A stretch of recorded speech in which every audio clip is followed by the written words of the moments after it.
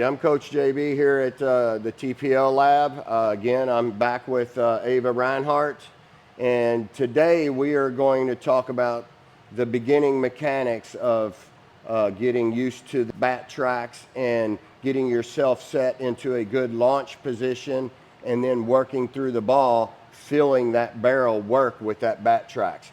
So the first thing I want to cover is, for the young kids out there, is getting those hands positioned correctly on the bat. Okay, the way we work it here is we want these knuckles, the top knuckles, to be just in between those knuckles so that you get a little bit of a flat palm facing the pitcher. That's going to help you get that palm up a little bit easier when you start your rotation. Okay, so then Ava's going to go ahead and get set. She's going to set that bat right there. She's got her hands nice and positioned. We got the knob of the bat pointing in the direction of the catcher. We don't want that knob too low to where it may be pointing at the floor, because that's going to cause your knob to work a little bit downhill. So we want to rotate forward, getting palm up, palm down, and getting that barrel to a good bat lag position. So Ava's going to go ahead and rotate to a bat lag position. Very good. That barrel is going to slide right off of that bat tracks and get to a good position. Notice the knob is uphill. The barrel is slightly below her hands.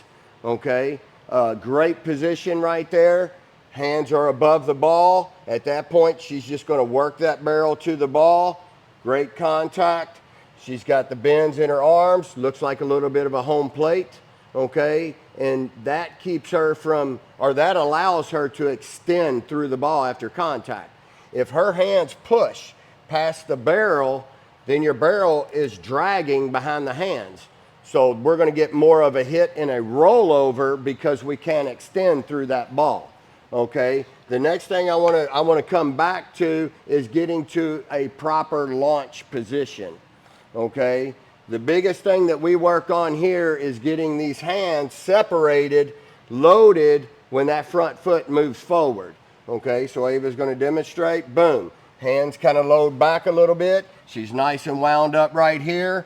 That lower half is going to lead that core. We want that core to get good and tight like a rubber band so that it can explode into the ball. So at this point, she's going to go ahead and start firing that lower half. It's going to catch that core and rotate.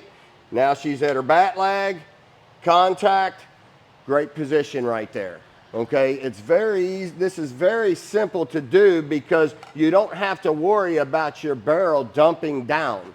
Okay, so when you get to your launch position, boom, and you start your rotation, if your barrel starts to collapse down, it's going to pull that head up.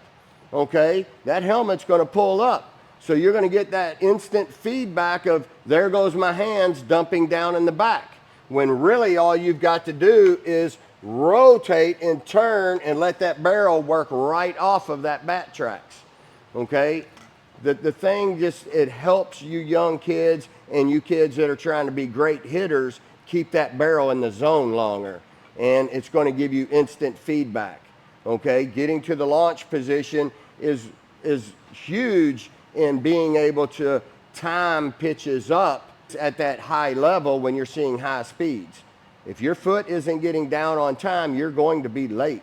Okay, and the biggest thing is it also keeps your bat from wrapping around your helmet. So it prevents too far of a load with those hands so that bat doesn't come out the front side, which causes a longer cast out swing. Okay, so this thing is a great tool to help these young hitters stay in the zone, feel the barrel, that it's not dumping, and staying behind your hands, getting to a good bat lag position so that you're able to drive through the ball. Okay, Ava's going to do a couple demonstrations of a punch drill. Great job. One more.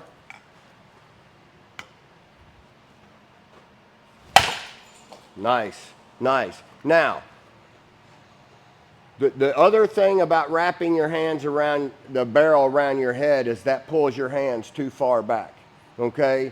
So when that happens, when you're too far in order to get that to go forward, you got to kick this out. So Ava would have hit these balls on the outside half and hit them in that direction versus hitting them straight.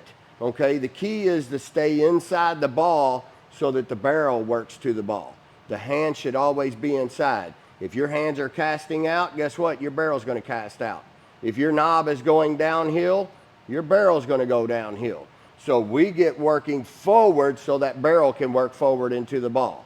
Again, this thing is bulletproof in helping kids do what they need to do to become great hitters. Ava, did you feel anything when doing that? No, because if I was dropping my barrel, this thing would pull my head back immediately so I would know what I was doing. But you didn't drop your barrel? Nope. Because you used that thing? Yep. Right.